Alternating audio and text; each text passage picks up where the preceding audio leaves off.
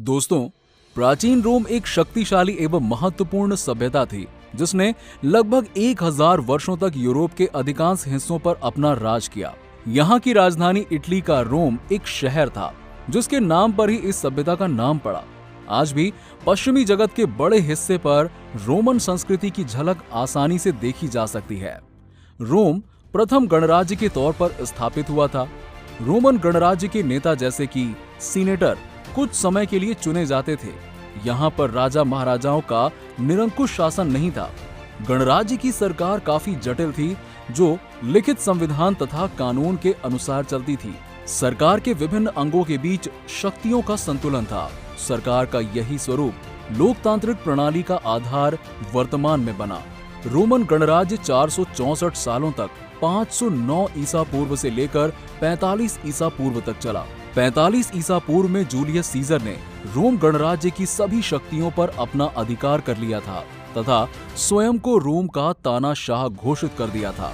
इसके बाद 27 ईसा पूर्व में सीजर का उत्तराधिकारी ऑगस्टस रोम साम्राज्य का प्रथम शासक बना। इसके साथ ही रोमन साम्राज्य की शुरुआत हो गई। इसकी सरकार भी गणराज्य की तरह ही थी, लेकिन सर्वोच्च शक्तियों का मालिक सम्राट था।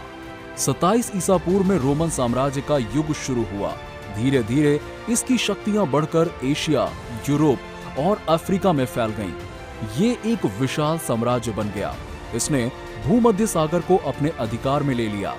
रोम का विस्तार दक्षिणी यूरोप के अलावा उत्तरी अफ्रीका और अनाटोलिया के क्षेत्र तक था। इस वजह से इसका प्रशासन अकेली राजधानी रोम से चला पाना कठिन था। इसीलिए रोम साम्राज्य को दो भागों में बांटा गया। पश्चिमी रोमन साम्राज्य, इसका प्रशासन इटली के रोम से चलाया जाता था, तथा पूर्वी रोमन साम्राज्य, इसकी राजधानी तुर्की का कोंटोनेन शहर था। पूर्वी साम्राज्य को बाइजेंटाइन के नाम से भी जाना जाता था। फारसी साम्राज्य रोम साम्राज्य का प्रतिद्वंदी था जो फुरात नदी के पूर्व में स्थित था। रोम विश्व के सबसे विशाल साम्राज्यों में से एक था। 5वीं सदी के अंत तक इस साम्राज्य का पतन हो गया था। जब पश्चिमी रोमन साम्राज्य गिर गया तो रोम का पतन मान लिया गया। इस साम्राज्य का अंत 476 ईस्वी में हुआ, लेकिन पूर्वी रोमन साम्राज्य अगले 1000 वर्षों तक चला तथा पूर्वी रोमन साम्राज्य का अंत 1453 में हुआ। वर्तमान रोम शहर वहीं पर स्थित है जहां पर प्राचीन रोम शहर स्थापित था। पश्चिमी रोम साम्राज्य के अंत को ही यूरोप में अंधकार के युग की शुरुआत माना जाता है। रोमन गणराज्य में सबसे बड़ी पद्धति काउंसिल होती थी। पोप लियो तृतीय ने 800 ईस्वी में चर्ची मेगने का रोमन सम्राट के रूप में राज्याभिषेक किया था।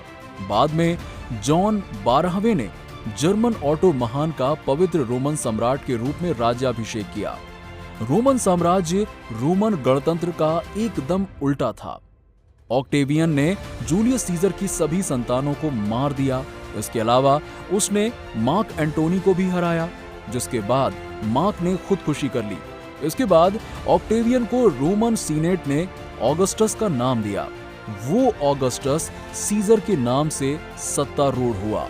इसके बाद सीजर नाम एक पारिवारिक उपनाम से बढ़कर एक पदवी के रूप में नाम बन गया। इससे निकले शब्द जार रूस में और कैजर जर्मन और तुर्क आज भी विद्यमान है। ऑगस्टस के बाद टाइबेरियस सत्तारूढ़ हुआ। उसका शासन शांतिपूर्ण रहा। इसके बाद कैलिगुला आया। परिवार का एकमात्र वारिस क्लाउडियस शासक बना। सन 43 में उसने ब्रिटेन को रोमन उपनिवेश बना दिया। इसके बाद नीरो का शासन आया, जिसने सन 58 से 63 के बीच में फारसी साम्राज्य के साथ सफलतापूर्वक शांति समझौता कर लिया। वो रोम में लगी एक आग के कारण प्रसिद्ध है। कहा जाता है कि सन 64 में जब रोम आग में जल रहा था तो वो बंसी बजाने में व्यस्त था। सन 68 में उसे आत्महत्या के लिए मजबूर होना पड़ा। सन 68 से 69 तक रोम में अराजकता छाई रही और गृह युद्ध हुआ।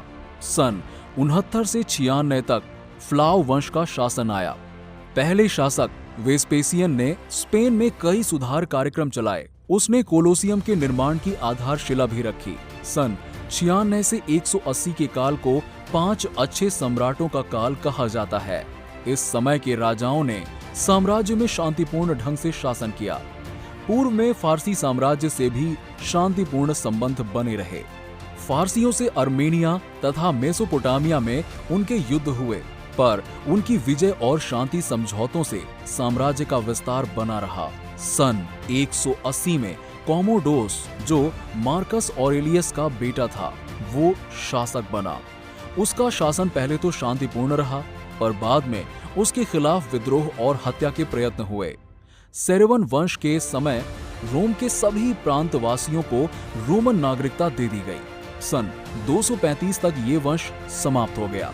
इसके बाद रोम के इतिहास में संकट का काल आया। पूरब में फारसी साम्राज्य शक्तिशाली होता जा रहा था। इस साम्राज्य के अंदर भी गृह युद्ध जैसी स्थिति आ गई थी। सन 305 में कॉन्स्टेंटाइन का शासन आया। इसी वंश के शासन काल में रोमन साम्राज्य विभाजित हो गया। सन 360 में फारसी साम्राज्य के पतन के बाद ये साम्राज्य धीरे धीरे कमजोर होता गया। 5वीं शताब्दी तक रोम साम्राज्य का पतन होने लगा और पूर्वी रोमन साम्राज्य पूर्व में सन 1453 तक बना रहा। अब हम आपको रोमन साम्राज्य के पतन के बारे में बताएंगे। रोम एक गौरवशाली इतिहास, जिस पर पश्चिमी दुनिया आज भी गर्व करती है। यहां तक कि इसे अपने कानूनी समाज के स्रोत के रूप में भी मानती है।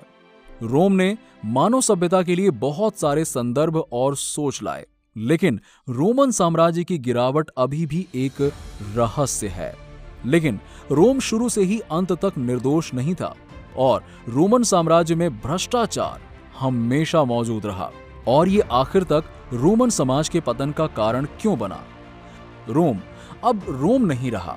रोम अपना विश्वास खो चुका है। रोम की स्पष्ट विफलता के परिप्रेक्ष्य से हम इसे प्रबंधन, कानूनी कठोरता, प्रणालीगत अलगाव, क्षेत्रीय विभाजन और लोगों के प्यार और काम के प्रति अरुचि के लिए स्थानीय सरकारों की अक्षमता का श्रेय देते हैं। बहुदेववादी ताकतों का प्रतिकार और समाज में धार्मिक मान्यताओं की अराजकता, जिसने बदले में रोम के पूरे सामाजिक और राजनीतिक स्थिरता को प्रभावित किया, जिसमें जनसंख्या, कराधान और भूमि का संबंध शामिल था। इसके अलावा रोम के सांस्कृतिक विकल्प और समस्याएं दिखाई दी, जो सीधे उनके धार्मिक विश्वासों से संबंधित थी। रोम ने इससे पहले प्राकृतिक दर्शन की यूनानी प्रणाली को अपनाया, लेकिन साम्राज्य बनने के बाद रोम का पूर्वी सभ्यताओं, विशेष रूप से फारसी सभ्यता और अन्य हेलेनिस्टिक सभ्यताओं के साथ अधिक संपर्क है। उनके सामाजिक व्यवहार और राजनीतिक विचारों के अपने तर्क हैं। रोम ने सीखने के माध्यम से एक महान साम्राज्य की स्थापना की, लेकिन रोम ने अपनी बीमारियों को खत्म नहीं किया। रोम के पूर्वी साम्राज्य मॉडल का एकीकरण पश्चिम में एक प्रकार का ओलिगोपोलिस्टिक सिस्टम है। प्रणाली और नींव भ्रम में है। इसके अलावा रोमन सामाजिक मान्यताओं को भी खुद के द्वारा छोड़ दिया गया था। एक व्यक्ति अब रोमन शहर, राज्यों और देश के प्रति जिम्मेदार नहीं है।